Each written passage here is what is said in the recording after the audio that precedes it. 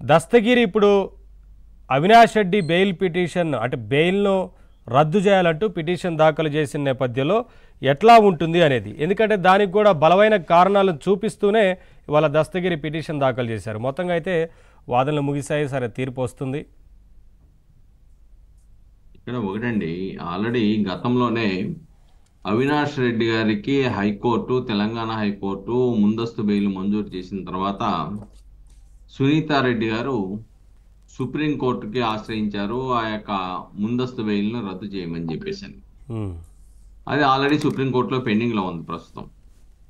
అది పెండింగ్లో ఉండగానే దస్తగిరి మీద తప్పుడు కేసులు పెట్టడం, జైల్లో ఉన్నప్పుడు పీటీ వారెంట్లు వేసుకోవటం, అనేక రోజుల పాటు జైల్లో ఉంచి ఒక భయానక వాతావరణాన్ని కలిగించడం చేశారు.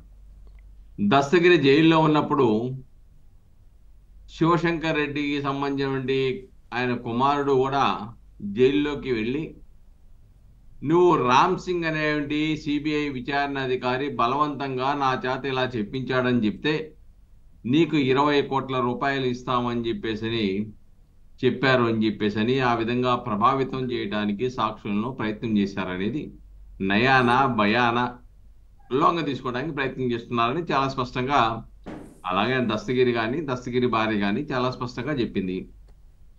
కాబట్టి మూడోది తండ్రి మీద దాడి చేశారు. తండ్రి మీద దాడి చేసిన తర్వాత ఆధారాలతో పూర్తిగా పోలీసు వారికి ఫిర్యాదు చేసినప్పుడు చట్ట ప్రకారం సుప్రీంకోర్టు ఇచ్చిన తీర్పుల ప్రకారం ముందు ఎఫ్ఐఆర్ నమోదు చేసి తర్వాత విచారణ జరపాలి.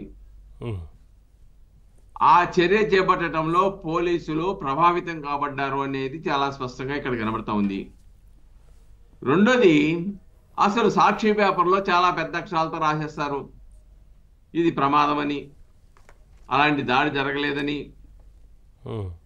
వాళ్ళు ఆ యొక్క ఇన్సిడెంట్ని తప్పుడు మార్గం పట్టించడానికి తన మీడియాను అయితే బాగా ఉపయోగించుకోవడం, సాక్షి కానీ, సాక్షి పత్రిక కానీ, లేకుంటే వాళ్ళతో ఉన్నటువంటి ఇతర మీడియాస్ కానీ. కానీ వీళ్ళు కోర్టులో ఏం వాదిస్తున్నారు, దస్తగిరి ఇతర మీడియాల దగ్గరకు వచ్చేసి ఆ మీడియా ట్రయల్ నిర్వహిస్తా ఉన్నారు, తద్వారా న్యాయస్థానము న్యాయమూర్తులు ప్రభావితం అయ్యే ప్రమాదం ఉంది కాబట్టి దాన్ని యూట్యూబ్ నుంచి తొలగించండి అని చెప్పేసి గగ్గోలు పెడతా ఉన్నారు. అంటే మనం ఆల్రెడీ గతంలో మనం చెప్పుకుంటూ ఉన్నాం చర్చా వేదికలో, ఆంధ్రప్రదేశ్లో రూల్ ఆఫ్ లా లేదని చెప్పేసి. అలానే పాపం చట్టాలు కూడా సాక్షి పత్రికకి, సాక్షి ఛానల్కి అప్లై కావు.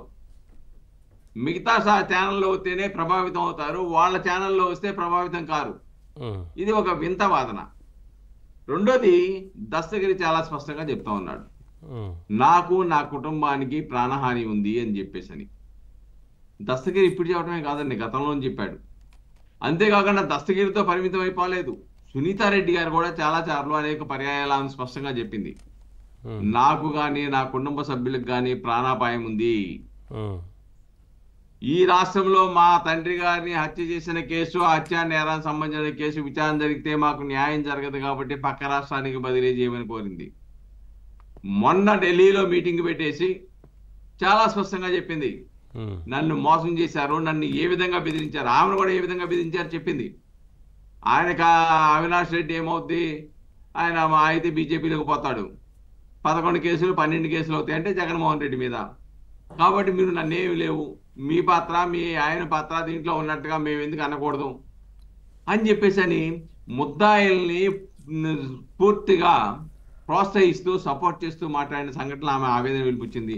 అందుకే వైఎస్ఆర్సీపీకి ఓటు వేయొద్దు అని కూడా బహిరంగంగా వచ్చి చెప్పే పరిస్థితి, బాబాయ్ కూతురు చెప్పే పరిస్థితి. రెండో వైపున నీకు తోబుట్టు నీ చెల్లి షర్మిల చాలా స్పష్టంగా చెప్తా ఉంది.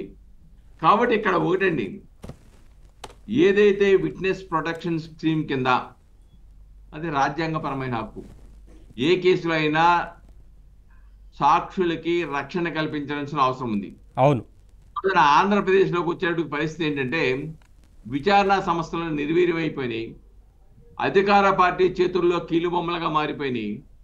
చివరికి మనం చూసాం కదా, సిబిఐ విచారణాధికారి రామ్ సింగ్ మీద, అలానే సునీతారెడ్డి మీద, అలానే ఆమె భర్త మీద ప్రైవేట్ కంప్లైంట్ చేస్తే పోలీసులకు పంపితే అసలు ఏ కేసులో కూడా స్పందించినటువంటి పోలీసులు ఇమ్మీడియట్ గా స్పందించి వెంటనే విచారణ జరిపేసి ఛార్జ్ షీట్ కూడా వేశారు వాళ్ళ ముగ్గురు మీద.